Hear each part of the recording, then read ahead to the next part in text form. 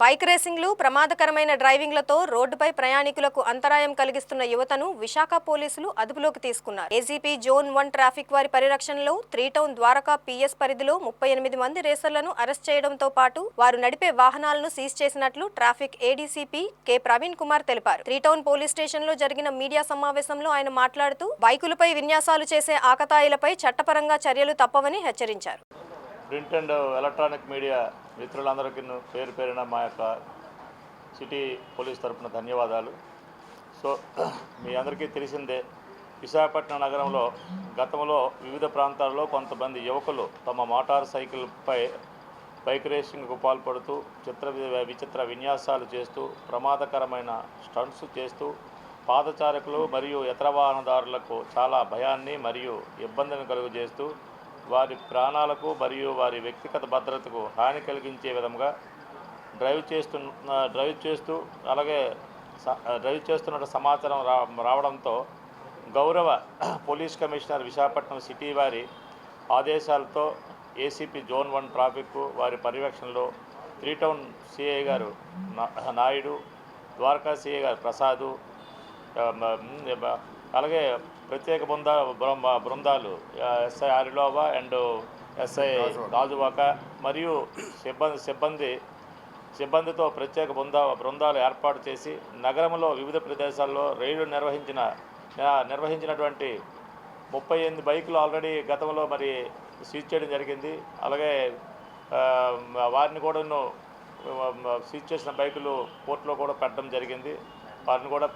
జరిగింది. తర్వాత ఏదైతే ఈ బైక్ రేసెస్ ఏదైతే ఉందో దానిలో కొంతమంది ఇంకా పార్టిసిపేషన్ ఉందని చెప్పేసి సమాచారంతో ఇంకా ఈ రైడ్స్ అలాగే కొనసాగించడం జరిగింది. ప్రమాదకరమైన స్టంట్స్ కానీ, డేంజరస్ డ్రైవింగ్ కానీ, లేకపోతే ఎగ్నిస్ట్ వన్ వే కానీ, అలాగే తర్వాత హెల్మెట్ లేకుండా కానీ, ట్రిపుల్ రైడింగ్ కానీ, అన్సేఫ్ కండిషన్లో డ్రైవ్ చేసినా సరే వీళ్ళపైన చర్యలు తీసుకోవడం జరుగుతుంది. ప్రస్తుతానికైతే మాత్రం ఇది ఆల్రెడీ గతంలో కూడా కొన్ని కేసులు పెట్టాము. బట్ ఏంటంటే అప్పుడు దొరికిన వాళ్ళకు ఇప్పుడు దొరికిన వాళ్ళకైతే మాత్రం సెకండ్ టైం అయితే మాత్రం ఇంతవరకు పట్టుబడలేదు. వాళ్ళు పట్టుబడినట్లయితే మాత్రం ఖచ్చితంగా వాళ్ళపైన ప్రాపర్గా యాక్షన్ తీసుకోవడం జరుగుతుంది. కొన్ని ఇప్పుడు అదే రకంగా కొన్ని ఐడెంటిఫై చేసి పట్టుకోవడం జరిగింది. ఎవరైతే ఈ స్టంట్స్ గట్టి చేసిన వాళ్ళు కూడాను దీనిలో గతంలో మన 38 బైక్స్లో కూడా ఒక బైకు ఒక కుర్రోడిని అదుపులో తీసుకున్నాము. ప్లస్ ఏంటంటే ఆ బైక్ కూడా సీజ్ చేసి కోర్టులో పెట్టాము. ఇన్స్టా ద్వారా ఇది కూడా అది కూడా మనం ఐడెంటిఫై చేసాం. మాకున్నటువంటి సమాచారం మేరకు ఐడెంటిఫై చేసి ఆ బైక్ కూడా సీజ్ చేయడం జరిగింది. సెక్యూరిటీ ల్యాబ్స్ ఏం లేదు. బట్ ఏంటంటే ఇది కూడా ఇప్పుడు అకేషనల్గా ఒకవేళ ఎవరు లేరు అనుకుంటే తప్ప అదర్వైజ్ మూమెంటు వ్యవహారం ఉందనుకుంటే మాత్రము ఇది ఫ్రీక్వెంట్గా అయితే కాదు. బట్ ఏంటంటే మరి నా యూత్ మెయిన్ ఏంటంటే యూత్ ఏదైతే 18 ఏళ్ళు దాటి తర్వాత 25 ఏళ్ళు లోపు ఉన్నటువంటి యూత్ మరి దాని మీద ఇటువంటి దీనికి కొద్దిగా ఒకరికొకరు ఎంకరేజ్ అయిపోయి ఏదో చేస్తున్నారు.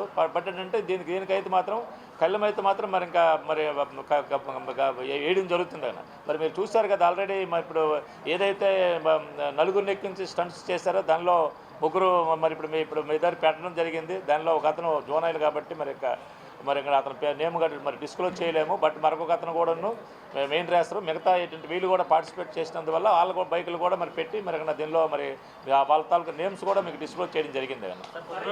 చేసినటువంటి ఒక అశోక్, తర్వాత అనిలు, పృథ్వీ, నవీను అండ్ మరొక జోనాయిలు కూడాను మరి మెయిన్ స్టంట్స్ వీళ్ళు చేశారు. వీళ్ళు కూడా మనం మరి అదుపులో తీసుకోవడం జరిగింది. తర్వాత వీళ్ళ బైక్స్ కూడా సీజ్ చేయడం జరిగింది. అలాగే మరొక 5 మంది వాసుదేవు, రెడ్డి, రోహిత్, సాయిరాము, జితేంద్ర, ఇలియాస్, బన్నీ చాట్, పృథ్వీరెడ్డి, మున్నా షేక్, కార్తీక్ యాదవ్ ఇదంతా మరిగిన ఈ బైక్ రేసుల్లో కూడాను ఇది ప్రమాదకరమైన స్టంట్స్లో కూడా వీళ్ళు కూడా మరిగిన పార్టిసిపేట్ చేయడం జరిగింది. వీళ్ళందరినీ కూడా వీళ్ళ 16 బైకులు కూడా సేమ్ 38 ప్లస్ 16 ఈ బైక్స్ కూడా మరి సీజ్ చేయడం జరిగింది.